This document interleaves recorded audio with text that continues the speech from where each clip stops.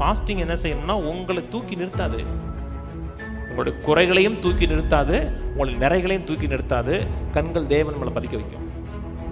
அதுக்கு தான் ஃபாஸ்டிங் முக்கியம், அதுக்கு தான் ஜெபம் முக்கியம்.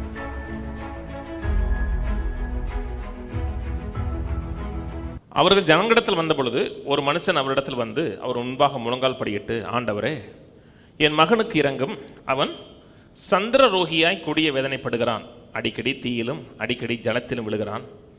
அவனை உடைய சீசரிடத்தில் கொண்டு வந்தேன், அவனை சுஸ்தமாக்க அவர்களால் கூடாமல் போயிற்று. இயேசு பிரதியுத்தரமாக, விசுவாசம் இல்லாத மாறுபாடுள்ள சந்ததியே, எதுவரைக்கும் நான் உங்களுடனே இருப்பேன், எதுவரைக்கும் உங்களிடத்தில் பொறுமையாக இருப்பேன், அவனை என்னிடத்தில் கொண்டு வாருங்கள் என்றார். இயேசு பிசாசை அதட்டினார். பிசாசை அதட்டினார். உடனே அது அவனை விட்டு புறப்பட்டு போயிற்று. அந்நேரமே அந்த இளைஞன் சுஸ்தமானான். அப்பொழுது சீசர்கள் இயேசுவினிடத்தில் தனித்து வந்து, அதை துரத்திவிட எங்களால் ஏன் கூடாமல் போயிற்று என்று கேட்டார்கள். ஆண்டவர் சொன்னார், அதற்கு இயேசு, உங்கள் அவிசுவாசத்தினாலே தான். கடுகு விதையளவு விசுவாசம் உங்களுக்கு இருந்தால் நீங்கள் இந்த மலையை பார்த்து இவ்விடம் விட்டு அப்புறம் போ என்று சொல்ல அது அப்புறம் போ, உங்களால் கூடாத காரியம் ஒன்றும் இராது என்று மெய்யாகவே உங்களுக்கு என்ன காரணம் கேட்ட உடனே ஆண்டவர் சொன்ன காரணம் உங்களுடைய அவிசுவாசத்தினால தான். சில மொழிபெயர்ப்பில் உங்களோட அற்ப விசுவாசத்தினால தான் இருக்கு. நிறைய மொழிபெயர்ப்பு அப்படி தான் சொல்லுது. அற்ப விசுவாசமும் அவிசுவாசமும் கிட்டத்தட்ட ஒன்று தான். விசுவாசம் ஹை லெவலில் இருக்குது. விசுவாசத்தை தவிர வேறு ஒன்றுமே மனதில் இல்லைன்னா மிராக்கிள் இன்ஸ்டண்ட்டாக நடந்துடும். இயேசு யோசிக்கலை, ஒரு நிமிஷம் கூட யோசிக்கலை. இயேசுக்கு முன்பாக அந்த பிள்ளை நுரதல்லுது, செத்தவும் போல இருக்குது. இயேசு மனதில் ஒரு துளி கூட அவிசுவாசம் கிடையாது. ஏன்னா அவர் விசுவாசிக்கிறவர். உடனே சுகமாகுது. இவர்களால் சுகமாக்க முடியலன்னு சொன்ன உடனே கர்த்தர் வந்து என்ன பாயிண்ட் அவுட் பண்ணுறார்? உங்களுடைய அவிசுவாசத்தினால தான் சொல்கிறார். இல்லை இது சுகமாக்க தேவ சித்தம் இல்லை அப்படிலாம் சொல்லலை, உங்களுடைய அவிசுவாசத்தினாங்கிறார். 21 பேர். இந்த ஜாதி பிசாசு ஜெபத்தினாலும் உபவாசத்தினாலும் என்று மற்ற எந்த விதத்திலும் புறப்பட்டு போகாது என்றார். என்ன கேட்டாங்க அவங்க?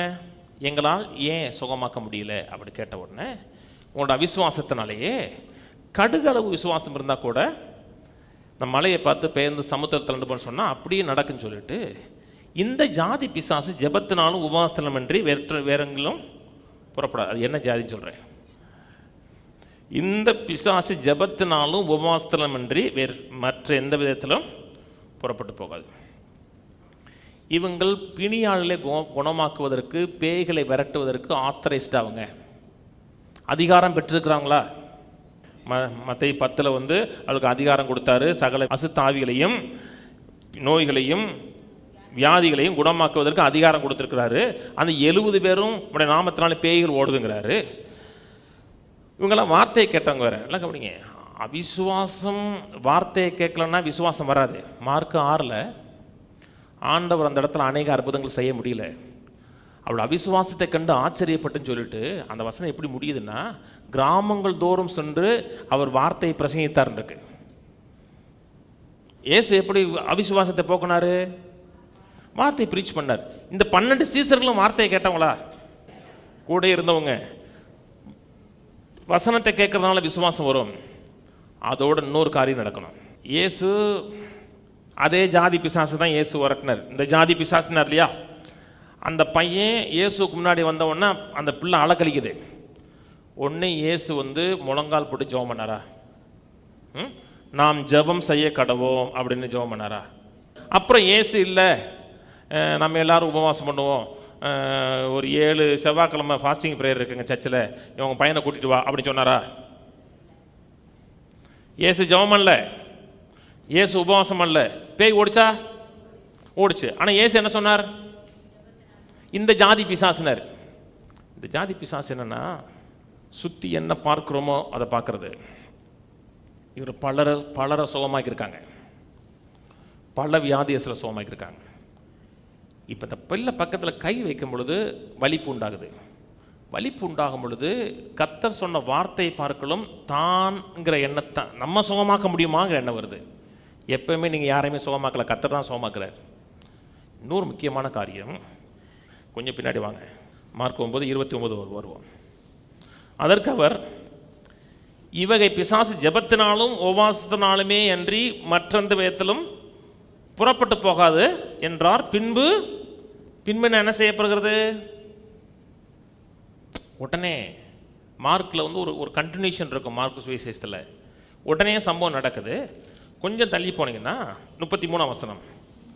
அவருக்கு அப்புறம் நமக்கு வீட்டில் இருக்கும் பொழுது அவர்களை நோக்கி, நீங்கள் வழியில் எதை குறித்து உங்களுக்குள்ளே தர்க்கம் பண்ணினீர்கள் என்று கேட்டார். அதற்கு அவர்கள் பேசாமல் இருந்தார்கள். ஏனெனில் அவர்கள் தங்களுக்குள்ள எவன் பெரியவன் என்று வழியிலே, நான் பெரியாளா நீ பெரியாளான்னு அவங்களுக்குள்ள தர்க்கம் வந்துச்சு. தர்க்கம், நான் பெரியாளா நீ பெரியாளான்னு என்னென்னா மாம்சத்தை பெருசாக்குறது. நீங்கள் ஃபாஸ்டிங் சரியாக பண்ணுறீங்க, உபவாசம் சரியாக பண்ணுறீங்க, ஜெபம் பண்ணுறீங்கன்னா நான்கிற எண்ணம் உங்கள்கிட்ட போயிருக்கணும்.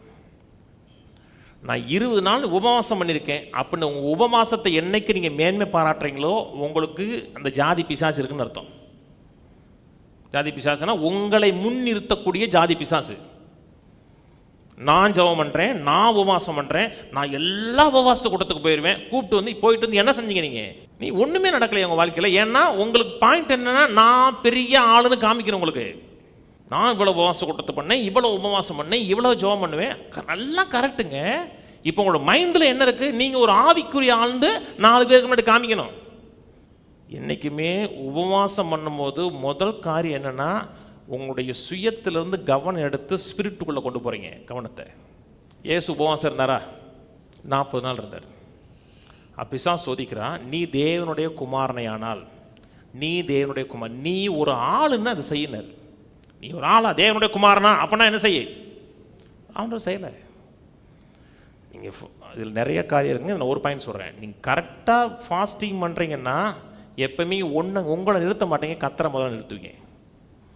உங்கள் விசுவாசத்தையும் நிறுத்த மாட்டீங்க, உங்களோட அவிசுவாசத்தை நிறுத்த மாட்டீங்க. உங்கள் மனதில் வர்ற முதல் காரியம் கர்த்தர் தான் இருக்கும்.